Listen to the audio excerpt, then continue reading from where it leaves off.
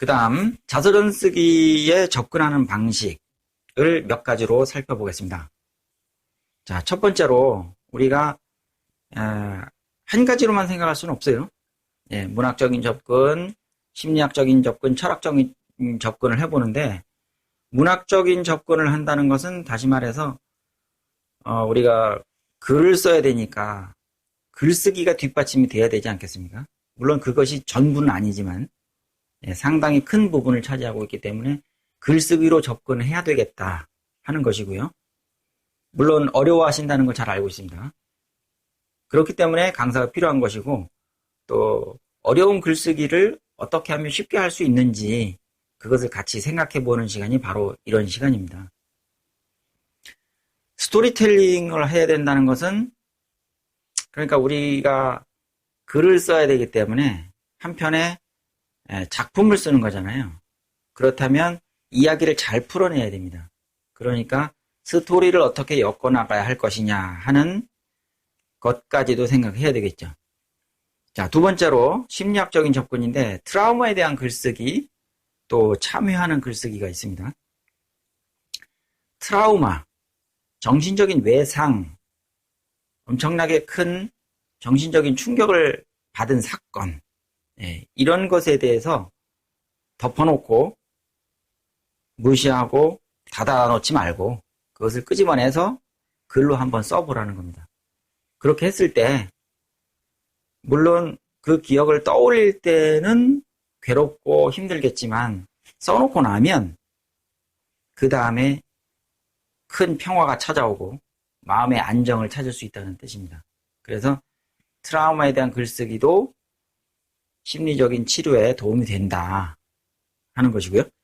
철학적인 접근은 우리가 인생관, 세계관, 가치관 같은 이야기를 하죠. 인생관, 세계관이라고 하면 좀 거창하지만 그렇게 어려운 것만은 아닙니다. 우리가 보통 생각하고 옳다고 주장하는 것, 그것이 자기의 인생관이고 세계관이니까 너무 어렵게 생각하실 필요는 없다고 생각합니다.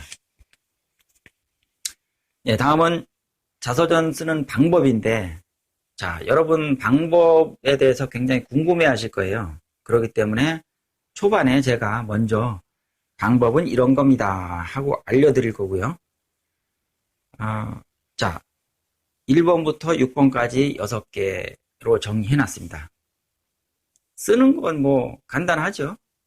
생각해서 쓰는 건데, 일단 여러분이 자서전을 쓰려면 여러분의 나이를 거슬러 올라가서 여러분이 만약에 60이라든지 70이었을 때 60년간, 70년간에 해당되는 기억들을 다 찾아내야 되지 않겠습니까?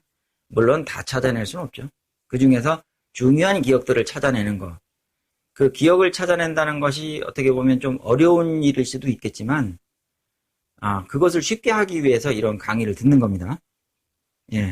내 자서전 쓰기 실전북의 그 실습서에 이렇게 여러 가지 질문들이 나와 있다고 했는데, 질문을 통해서 우리가 그거에 대한 답변을 생각하면서 기억을 찾아내는 방법, 이것을 사용하거든요.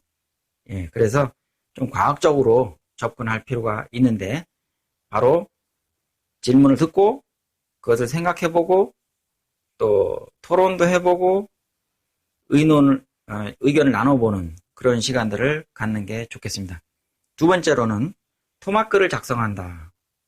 자, 기억이 떠올랐으면 글을 써야겠죠. 글을 어떻게 쓰느냐. 그 한 가지 주제를 가지고 질문을 보고 나서 그 질문에 대해서 생각을 하고, 이렇게 여러 가지 이야기들이 떠오르니까 이걸 어떻게 글로 바꾸면 되겠다 하는 생각들을 하면서 한 편의 글, 그러니까 소제목이 있고 밑에 글이 있겠죠. 이것을 토막글이라고 하는데, 이것을 여러 개 쓰면 되는 거예요.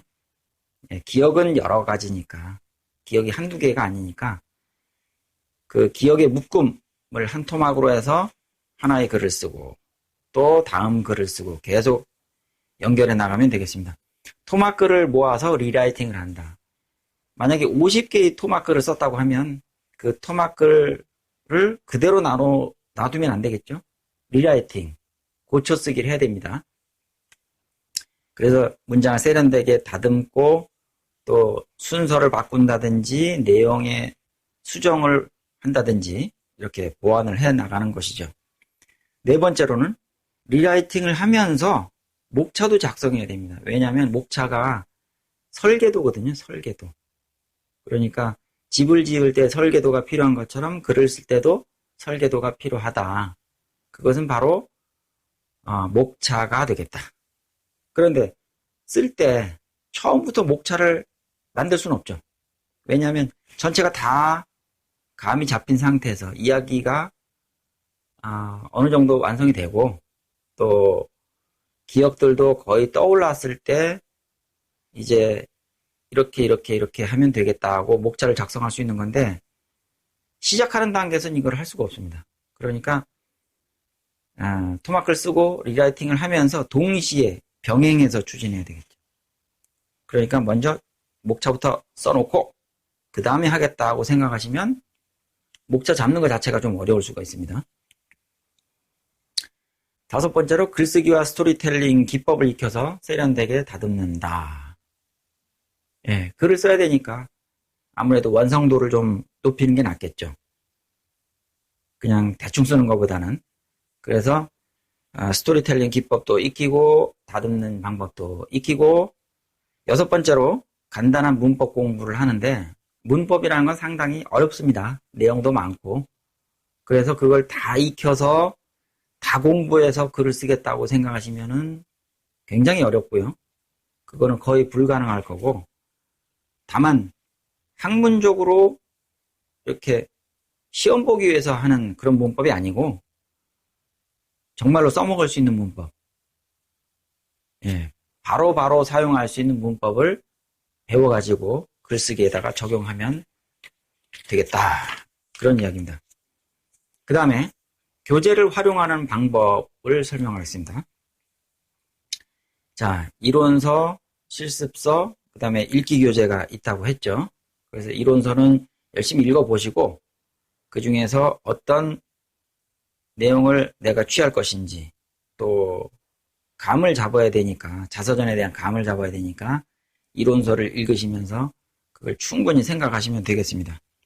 또 실습서에다가는 이렇게 글을 쓰시면 되겠고 나머지 자서전 쓰기 강사가 쓴 자서전 읽기 교재는 읽으면서 참고를 하시면 되겠습니다. 여러분도 쓰셔야 되니까 제가 쓴 걸 읽어보시면 이렇게 쓰면 되겠구나 하는 감이 잡히실 거예요. 그 다음 자서전 쓰기 진행 순서를 말씀드리겠습니다. 앞에서 얘기했던 걸 다시 한번 조금 이렇게 정리한다는 차원에서 다시 말씀드리면 자, 첫 번째 질문을 통해서 글감을 찾아낸다. 글감, 글의 재료죠. 글감을 잊어버리기 전에 메모한다. 메모를 해야 그것이 남아있겠죠. 잊어버리지 않고. 키워드 정도만 쓰시면 되겠습니다. 키워드를 활용해서 토막글을 작성한다. 글감을 활용해서 짧은 글을 짓는다 그랬죠. 그 소제목, 내용. 소제목과 내용. 요것이 한 덩어리입니다. 그 다음에 모아둔 토막글을 가지고 조합하면서 리라이팅을 하면 되겠다. 예, 전체적인 순서는 뭐 간단합니다. 메커니즘 자체는.